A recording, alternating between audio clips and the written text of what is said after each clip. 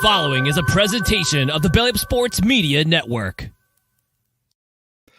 And welcome everybody to another edition of the ACHA Power Play. We are live here on the Captain Lou Sports Network on YouTube. And of course, we are powered up by the Belly Up Network of podcasts, Belly Up Sports Media. And we are excited to be joined for the first time here on the Power Play by the head coach of the Women's University of Villanova ACHA Division II squad. That's Coach Matt Fabrizio. Matt, thanks for joining us. How are you? I'm doing great, Lou. Thanks for having me on. Hey, the pleasure's all mine. I appreciate you taking time out. Great start to the season for you guys. Off to an 11-0 start. Nice way to go into break. We couldn't be more excited, man. And we're facing some of the teams that have beaten us pretty easily before, and somehow we've ended up on the other side of the winning board so far this season. So, it's a shame they don't have a championship in December, because we'd be ready for some fun hockey this weekend. But I can't ask anything more out of the girls. They're doing a fantastic job, and I'm really proud of the job that they've done so far. I was kind of weighing on how to ask you this next question, because I know you guys had a tough run in St. Louis, but how much of that did the girls and yourself take from that weekend? Did you I know it was fun just to be there, but do you think it's rude? Do you think it's rude to bring up the fact that I lost the hockey game 22-1? Is that what you're saying? Yeah. Yes, I do. Yes, I do. That was tough. That was a tough weekend.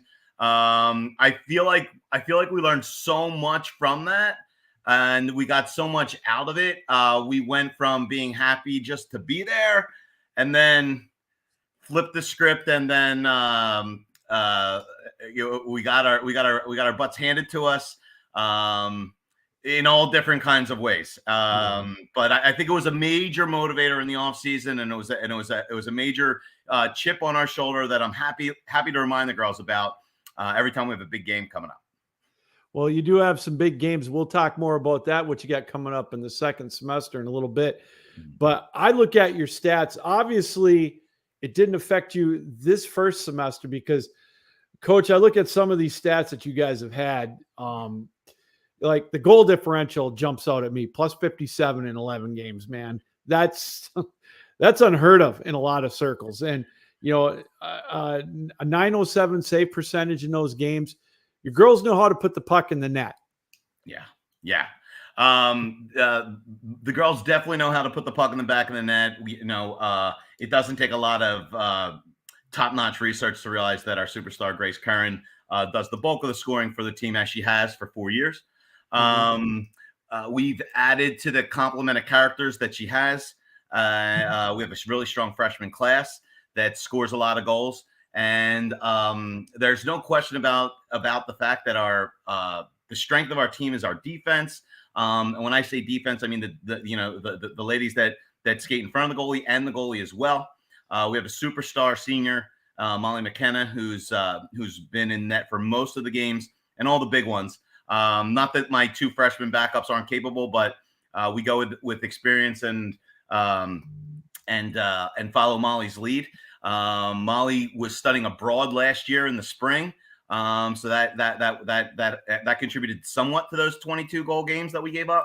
But the differential is pretty good. I'm not one to run the score up, and you lose 22-1 one time, and you realize you never want to do that to another team. But we don't like to run the score up, but we do like to make it comfortable. So I'm not going to deny that.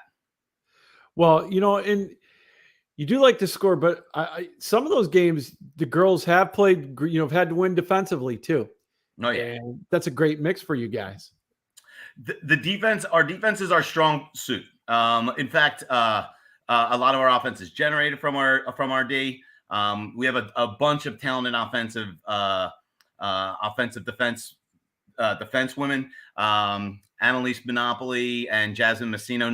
Not to single out anybody on the back line that doesn't, but those two are a catalyst to the beginning of our offense. Molly makes the save. The girls collect the rebound. they hit Grace for the home run pass, and we go in and score. That's kind of how we're getting it done. You know, Coach, one of the things I think that there are a lot of folks out there, let's face it, that aren't used to the women's style of hockey. Obviously, it's a no checking style of hockey. If you check someone, you're going to the penalty box. Yeah. So it's up and down and it's quick. And these girls have got to have speed. That's one of the biggest things that I've noticed when you watch a good brand of women's hockey is they've got to be quick. And in my opinion, they've got to be a little more fundamentally sound. Is that true? So you're definitely right. They have to be quick, and it's not necessarily like a skates quick thing. It's a puck movement thing. So in this 4-year journey since I been privileged to teach coach at Villanova, we've gotten to the point where we move the puck really quick, and I think that's what contributes to our success.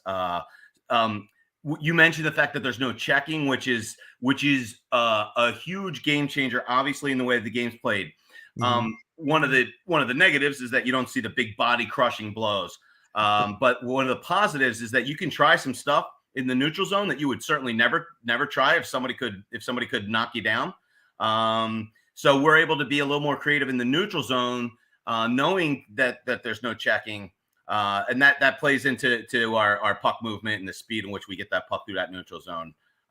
So you give me the rules, tell me how we're supposed to play, and then we got to figure out how to use them to our advantage, right? Oh, exactly. And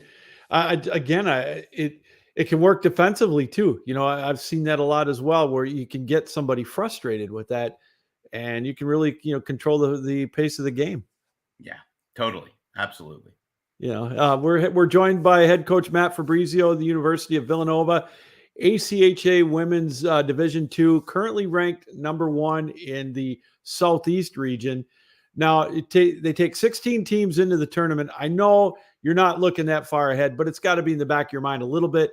But in order to get there, you got to finish in the top 5, I believe, in your region. Is that correct? There's 5.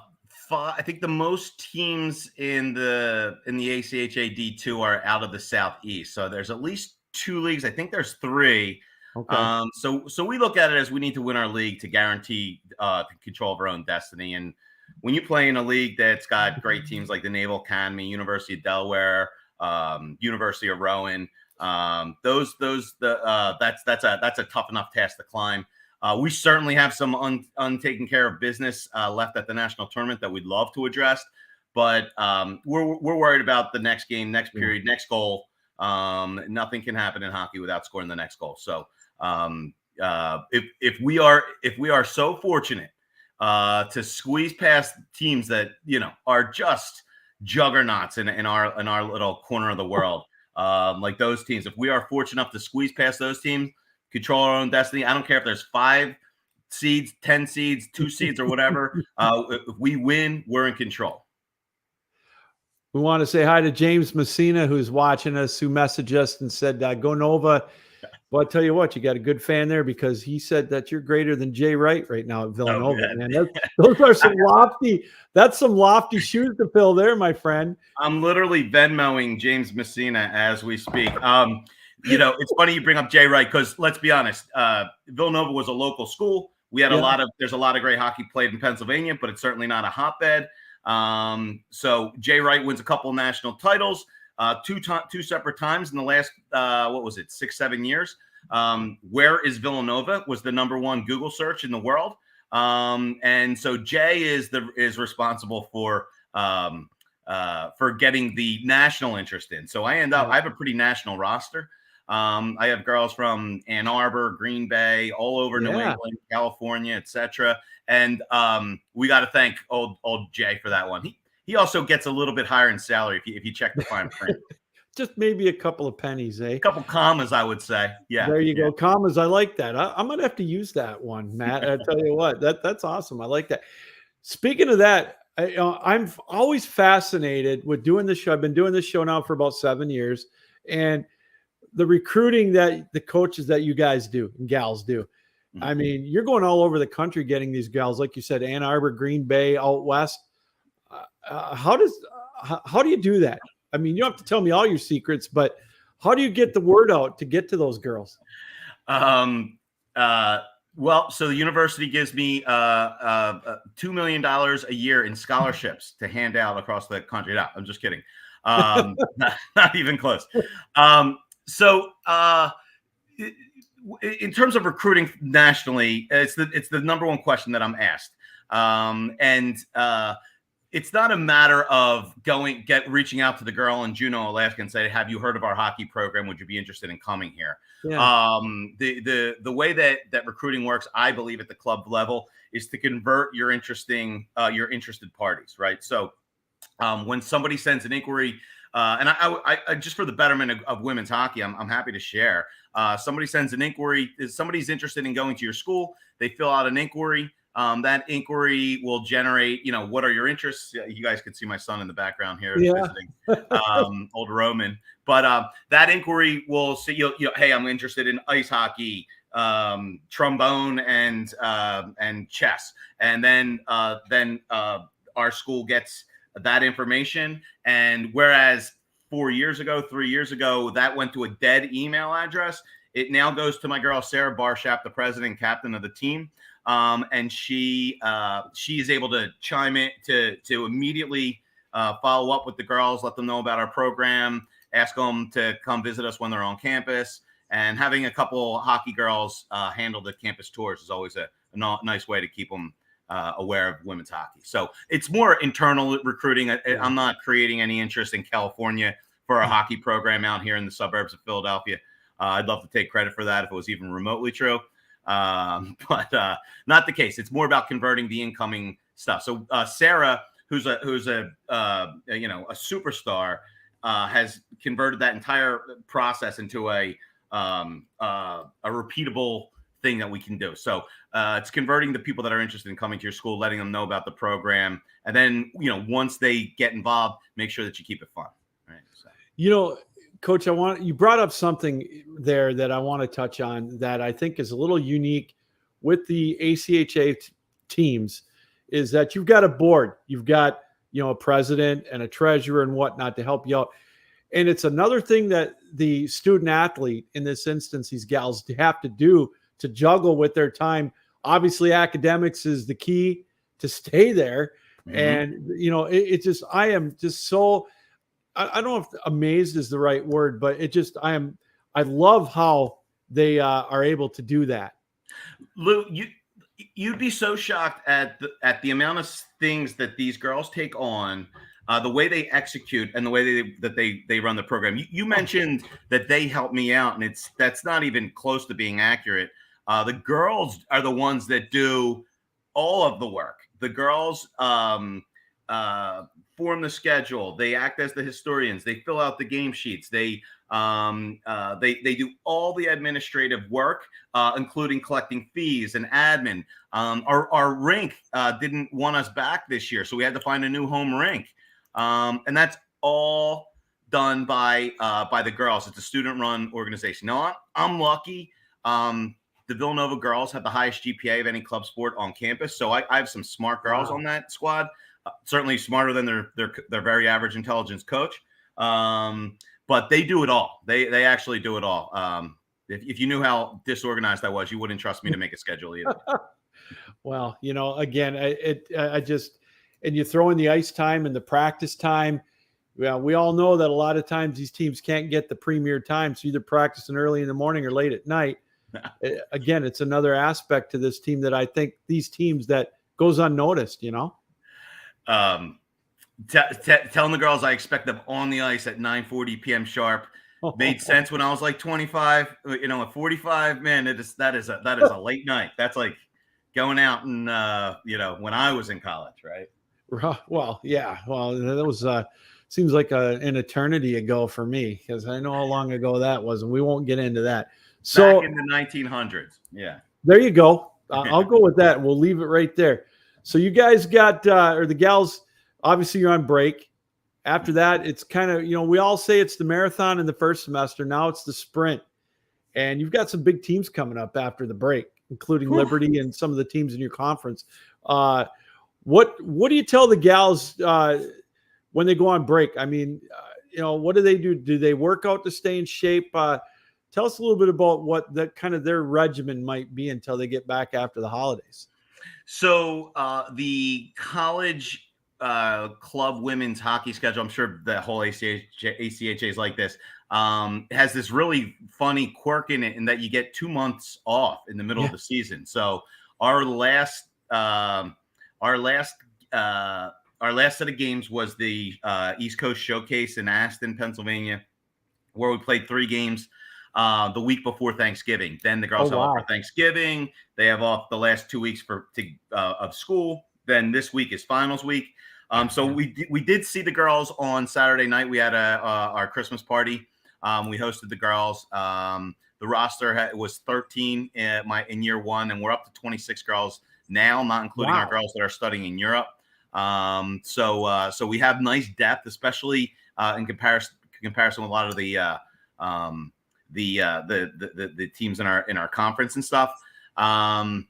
But we are looking up at playing at Liberty, at University of Delaware, at the Naval Academy, and I'm sure I'm forgetting 1 or 2 other ones that are still monsters on anybody's schedule. And the fortunate thing for me, Lou, is that the girls,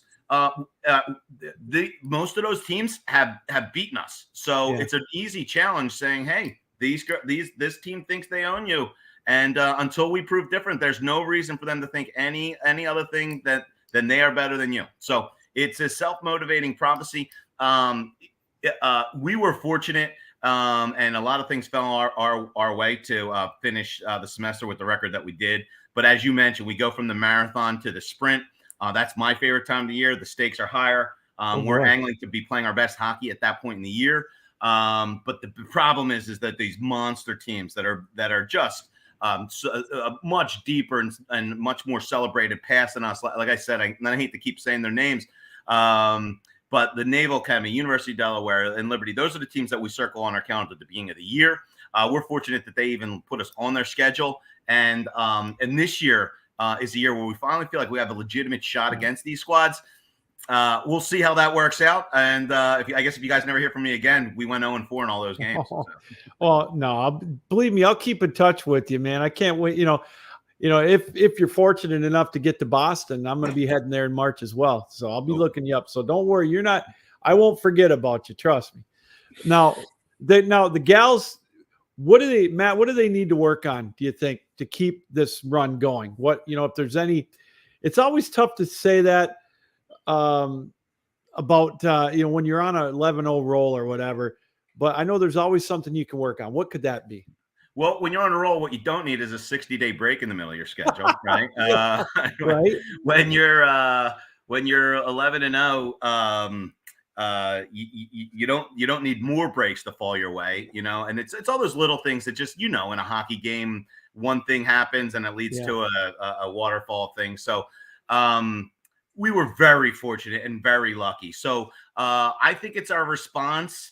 Our response to adversity is going to be really how we do against these tough teams. We're not going to beat all those teams. We're not going to roll through the DVCHC and end up 19-0 or 20-0 and then go to the national tournament. It's just not going to happen. It's when we face adversity, how do we respond?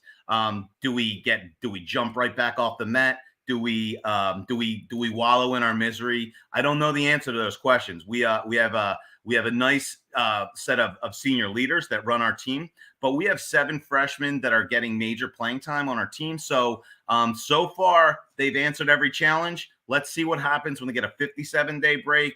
Let's see what happens when they're in month 4, 5, and 6 of their hockey season, to see what they can see what the girls can get done on the other side. And let's see how a team like Delaware, who we had somehow figured out a way to finally beat after not even be able to score against them in previous years.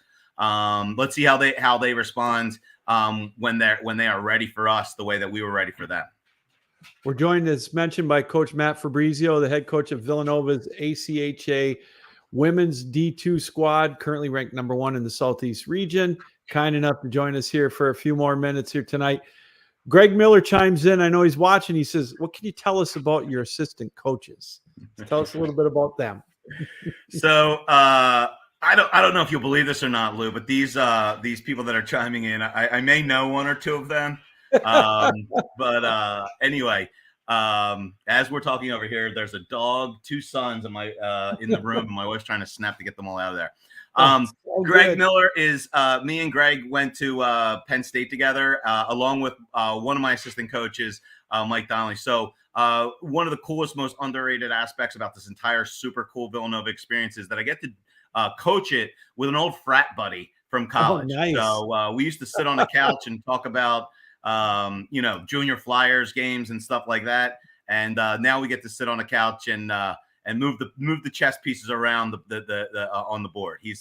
He coaches our defense, and he's a much better coach than I am, that's for sure. And then we also have Brendan Haley, who's our goalie coach. Brendan is the young buck in our crew, which is not that hard to do. But Brendan is an expert in keeping Molly and Aubrey and Nadia ready to face some pucks. So about yourself, tell me a little bit about, did you play hockey growing up? Did you play anything at the juniors or collegiate level or whatnot? And how did you get into coaching? I would say the high point of my hockey career is when I showed up to Penn State tryouts the first time. I like to refer to myself as the very first cut on that 94 team, because I was the only kid, I don't think, that came back for day two. They knew in 1 hour that they didn't need me on their varsity team. So I played 1 year JV at Penn State. But my father was a big high school coach and club coach in the area. So I was really fortunate to graduate college and be able to jump right onto like a varsity hockey high school staff. And probably through the beauty of nepotism, be able to get some access to coaching that most 22-year-olds didn't get. That got my career started early, and we were able to work it from there. My assistant Mike did play some juniors. He's going to kill me for not remembering the team name that he played for. But no, I come to coaching via a love of the game, and my father, who sadly is no longer with us, had a major impact on my life. And he always pushed the concept of what it takes to be a good leader, and challenging me, even from like a young age, like what would you do in this scenario? Constantly challenging me, so that even though he was my coach, I was way more ready to coach than to play. And I think if you saw me skate, you'd believe that. So. Who's your favorite pro team growing up and right now, if you get a chance to watch? Right now is a tough question because I'm a Flyers fan, and it's been a solid decade since they were relevant. I only have 4 girls from Pennsylvania on my roster. So the team is made up of mostly Bruins fans, which is just I die a small death every time we talk about a Flyers Bruins game. I'm not as huge of an NHL guy these days, although I'm a huge fan of Trevor Zegras. I'm an old school Pat Kane fan. I like the stuff that they've gotten done in Vegas. I think that's a team to enjoy. But when it comes to the playoffs, you can kill me for this one, but I find myself rooting for the Lightning. Right? Not that I would ever cheer for them against my home team, but that would be presuming that the Flyers made the playoffs. So that's now I'm in la land. So, I prefer to watch Big Ten hockey these days. Okay. So I'm way more apt to tune in on a Friday or Saturday night to a Penn State game, Wisconsin game, Minnesota. Wow, I watched them this past weekend. They're something else. Oh boy. In the NHL. But I'm a Flyers fan, and I'm a latent Flyers fan, waiting for them to be relevant again. Well, the only time I rooted against the Flyers, to be honest with you, was in '97 when they played our Red Wings. Because I was snipping out all that Detroit stuff up on your board, and Detroit has fallen on the hard times that the Flyers are in the middle of now. But I feel like Detroit's built their farm system up a lot better and a lot more for the long term than what Philly's got going on. So I've always cheered for Michigan hockey. Is a gorgeous brand of hockey, a blue collar, tough nose hockey, and I think the Philly attitude matches well with Michigan hockey. Well, just so you know that my wife and I are planning on going to the Friday night game when Penn State's in town after the holidays. We went, Oh, Michigan or well, Michigan State? well, I live just outside East Lansing, so Okay. it's easier for us to go to Michigan State. The tickets Yeah. are a little easier to get. To your point about Minnesota, we watched them play Michigan State a couple weeks ago. We were able to get tickets, and wow, that was like men playing with boys. Minnesota is so good right now. They are so No, quick.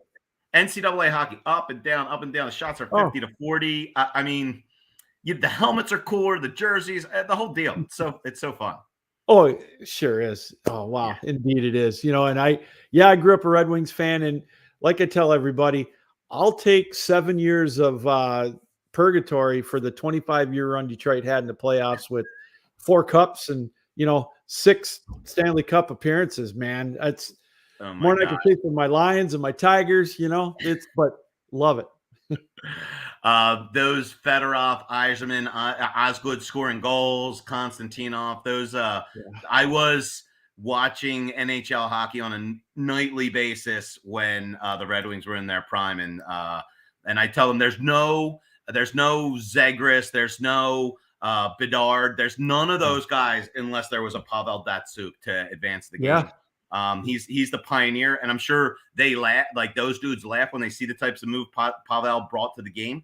But they were so groundbreaking at the time that again, this generation, today's Michigan players, they work all instead of like scooping the puck up the first 7 minutes of practice. That's something that Datsyuk made popular, right? Yeah. And I have a lot of respect for those Red Wings team. That's for sure. Well, Matt, this has been a treat. I really enjoyed this. This is a great conversation. I know I wanted to let you get back to your family. I know those nights are few and far between.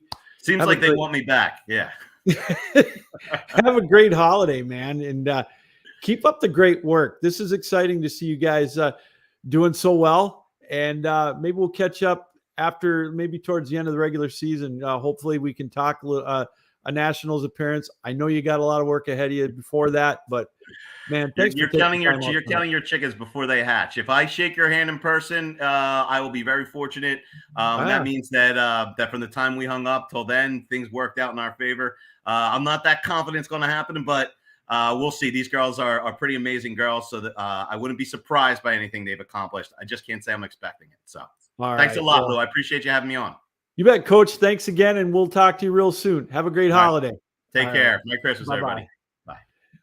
Coach Matt Fabrizio, the head coach of Villanova's undefeated ACHA women's D2 squad. They are currently ranked number 1 in the Southeast region. We will bring that. Let's bring that ranking up real quick here. See if we can't do that with the magic. If I can figure all this out correctly here. Let's just go through these rankings real quick.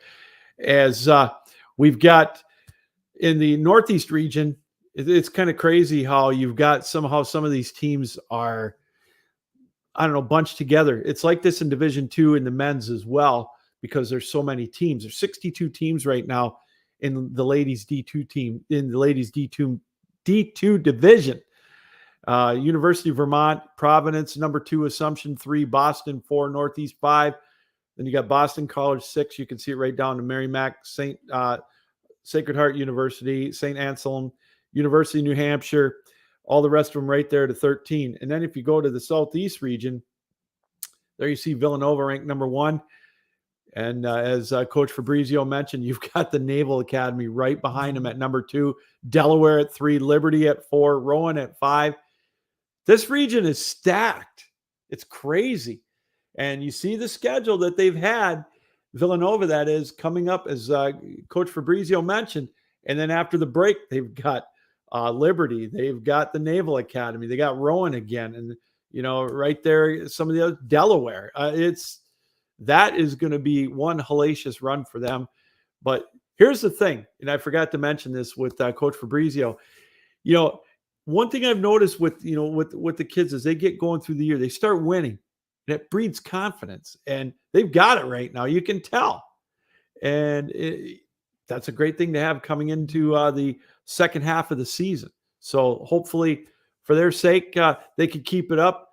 And it sounds like a great group of gals and a great coach that they've got coaching him, and Coach Fabrizio. So again, we want to thank him for joining us here tonight on the program as we roll on here on this Tuesday night. Thanks for joining us, everybody, here on the ACHA Power Play here on the Michigan Sport on the Belly Up Network of podcasts, and of course the Captain Lou Sports Network. You can watch all of these shows, the replays of all of our ACHA Power Plays, right on our YouTube channel. We invite you to subscribe to the Captain Lou Sports Network on YouTube. We've got all the shows there that we've done, the interviews that we've had with past guests, and we hope that you enjoy the everything that we've done so far. We've got a lot of great shows left to go here on this 2022-2023 season. So again, we invite you to stick around for that. We hope to possibly take a quick look here and see. We're hoping possibly to speak with the Niagara program tonight. I know we were kind of going back and forth with them as far as possibly getting a player or Coach Moridian on, but unfortunately, it looks like we may not have that tonight. So, but again, we really appreciate Coach Fabrizio for coming on. Great conversation and a great perspective that he has with his girls. And, like I said, I kind of hesitated a little bit on asking about the Nationals last year, but they're not the first team that had that happen to, and it's a great experience to learn from. It's kind of reminds me, you learn from that and you build on it for your next trip if they are indeed fortunate enough to get to the Nationals, kind of like the Pistons and the Bulls and everything of NBA lore back in the 80s and 90s. And some of these teams, you got to take one step at a time to get there. So hopefully they can go from that experience as well. So want to thank Coach Fabrizio for joining us here tonight on the show. Hey, it was mentioned talking about going to St. Louis last year for the national tournament. The ACHA announced that they are going back there in 2024 for the next national tournament. Now, of course, this year is the road to Boston, and there's less than 100 days until puck drop in the opening round. All of the games are going to be in a 5-day window in Boston coming up in 2023. But we go back to St. Louis in 2024. That's going to be back to a 10-day format. So I invite you to read the story on achahockey.org, where they've got a great breakdown of that tournament again, 2024. But again, we just wanted to let you know that they are returning to St. Louis for the national tournament in 2024. But obviously, before we get to that, we've got less than 100 days to puck drop for the 2023 national tournament as well. So we want to thank Dan Carroll for watching us. Appreciate the kudos on that. Want to thank everybody that was chiming in with us earlier today during the interview with Coach Fabrizio. It's fun to see that. It's fun to interact with everybody. That's why we do this.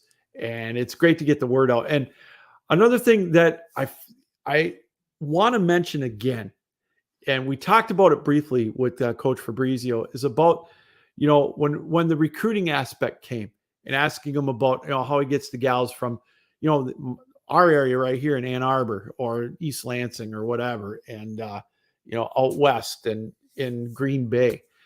And a lot of it helps with the board that they have. These teams have the presidents, the treasurers, vice president, whatever. We all know how much work these kids do going to class and going to practice. They have to juggle academics because that is the key right there. First and foremost, academics are what is that's their number one goal, because a lot of these gals and guys, this is their last stop in their playing career, maybe beer league afterwards, but some may be fortunate to play a little bit of minor league hockey or overseas, men and women. But not only do they juggle the academics and going to class and going to the late night practices, but they've got to handle the scheduling of the games, getting the fundraising, and getting all the road trips and this and that. You don't have the what's the word I'm looking for? The access to the varsity level that a lot of some of these other schools have and these other sports. And that's what I'm just amazed by, how well organized these kids are. I call them kids because they're 30 years younger than I am. How these young student athletes are, men and women. And when I hear stories like that from Coach Fabrizio, that's why I do this, because I want to make sure that they get the recognition that they deserve when they, for all the work they do, for the love of the game. And you see the emotion on these kids at the national tournaments or the regional tournaments that, like in Division II for the men, for example, that they have to play in to qualify. So this is why I like to give them the recognition, because they deserve it. And that's what makes me want to keep doing this. And because I have a lot of fun and I get to interact with great coaches like Coach Fabrizio. And you can tell that he's well liked with all the people commenting. And that is that is awesome right there. So that's what makes us go here on the ACHA Power Play. Again, welcome everybody to the ACHA Power Play here on the Captain Lou Sports Network. Hope you're enjoying our show tonight. We want to thank Coach Fabrizio for joining us as they roll on. And we went through the rankings for women's Division I, or Division II rather, as we saw let's go back to those. We'll finish those up real quick here. See if I can bring those up one more time. Still kind of getting used to the way this is all. Okay. We went through the Southeast region and the Northeast region. Let's go through the Central region.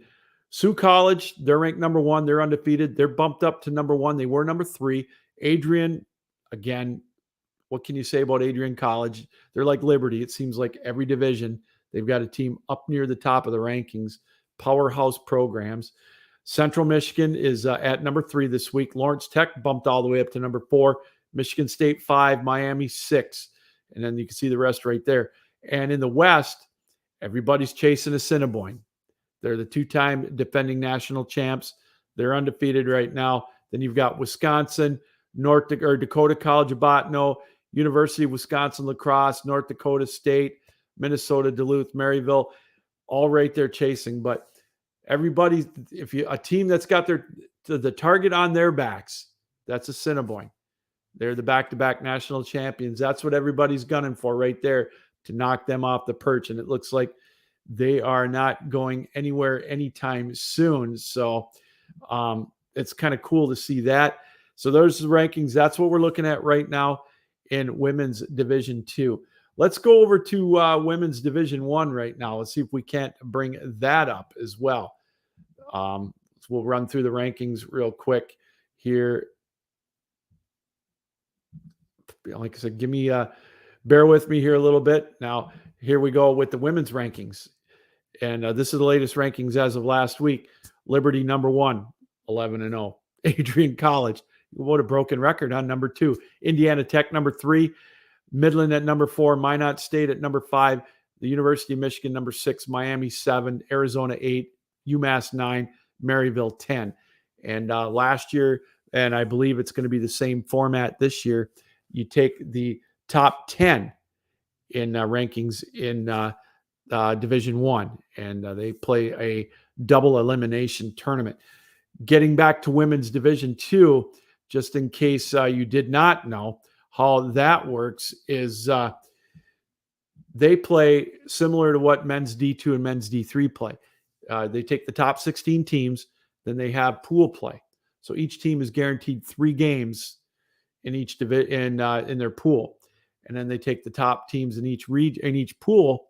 Then that one is, they play the semifinals and the finals, and those go till the end. There's some overtime games we've chronicled many times in each of these 5 divisions. Some of these semifinals and finals games going to single, double, triple, and of course last year in men's D1, 5 overtime games in one instance. So the women's D2 teams are they are playing for a spot in the pool play, coming up in Boston, the March 16th through the 21st. Now let's go over to men's D1, and let's see if we can't get those rankings up real quick. Kind of give you an idea where they stand right now. In men's D1, we've got, of course, Minot State is currently ranked number 1. And then we have right behind them, Adrian College and Liberty. Adrian and Liberty kind of flip-flopping. Minot State undefeated at 11-0, then Liberty 11-5-1, Adrian 16-2-1. Nevada, Las Vegas staying right about where they've been for most of the year at number 4. Central Oklahoma, they're right there at number 5. Indiana Tech bumps up to 6. They've only got one regulation time loss this year. Then Ohio, another perennial power at number 7. Ken Gaffney's Lawrence Tech squad up 6 spots, 11-1-4. They're having a real good year. The Jimmies of Jamestown at number 9. Then you've got Calvin University at 13-2-2. They're down from number 8. And then these rankings were as of a week ago, Monday, I believe, or through those games. So these have not been updated through last weekend's games. Arizona at 11, Maryville at 12, Arizona State at 13, and so on down through Niagara at 15, Illinois State at 16, and right down through the University of Michigan Dearborn at 20. Now at D1, they play a single elimination tournament with some of the teams getting byes in the early rounds of those tournaments. And that's a tougher one because keep in mind, in Division I for the men, you lose your first game, you're out. There is no pool play where you get an opportunity to win the next 2 to possibly win your pool and get back into the semis. So the stakes are very high, as we noticed with some of those games, those overtime games last year, 5 overtimes, a couple of other overtime games in the men's D1 tournament. So it's kind of a look right there at how the D1 rankings are. Now let's take a quick look while we're at it. We got a couple of more to go. We might as well see if we can't bring those up for you. Men's D2. And these, again, kind of the same format as the women's D2. In the Northeast region, we've got a new number 1, but they're number 1 and number 2 kind of flip-flop. UMass and Boston College. And you've got Northeastern, Boston, Keene State, all teams that are very familiar with going to the national tournament over the years, along with New Hampshire and Bentley and Bridgewater State, for example.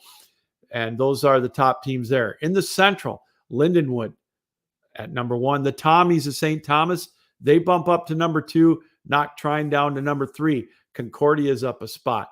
Now, look out for Lake Superior State. They're up to 6. There's the rankings right there in the Central region.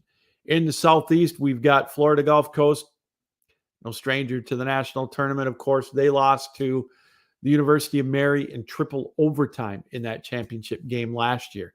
Liberty, again, at number 2, Miami at 3, Kentucky at 4. Those haven't changed. A few flip-flops between 6 and 10 right there. And finally, in the West, the two-time defending champions, University of Mary, again at number 1. Montana State at 2, Metro State at 3, Utah State at 4, and Denver at 5. Then you've got Dakota College at 13. Dakota and Minot State played this past weekend. They split too, so I think that'll help Dakota a little bit.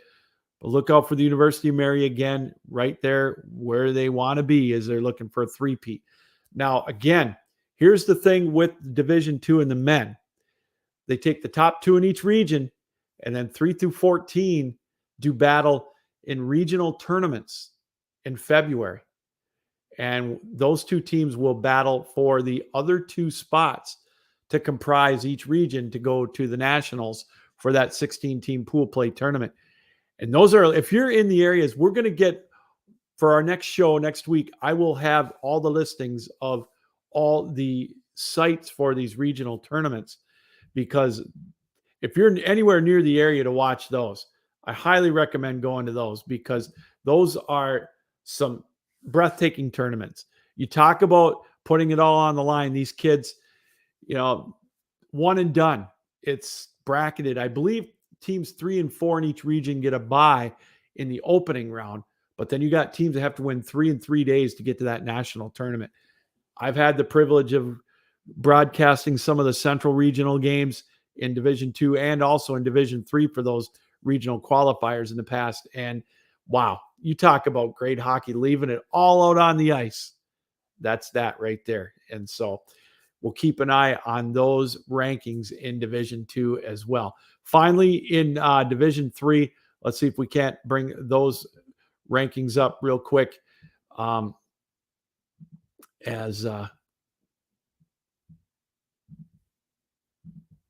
See if we can't get those for you. We've got now they're 1 through 16. Now there are no pool play tournaments anymore. It's just they're going to take the top 16 teams into the national tournament coming up in Boston in less than 100 days. Springfield number 1. Then you've got the 2-time defending national champion Hope College at number 2, Missouri State at 3, UMass at 4, Notre Dame at 5, Arkansas at 6, right down the line, right down through to Arizona State at 16. So these are through November 27th. Their latest rankings have not come out yet. I'm sure they probably will be in the next couple of days. But again, in the past, when they've had more schools at the D3 level, they were broke down into regional tournaments, regional qualifiers. Now they just take the top 16 teams, as I mentioned, and they all go into the national tournament, into pool play. And so we'll keep an eye on that as well. It usually gets down right to the nitty gritty when you get down to the last few. And also going back to D1, they've got, I believe there's 8 automatic qualifiers from the conferences. And in women's D2, I believe there's 6.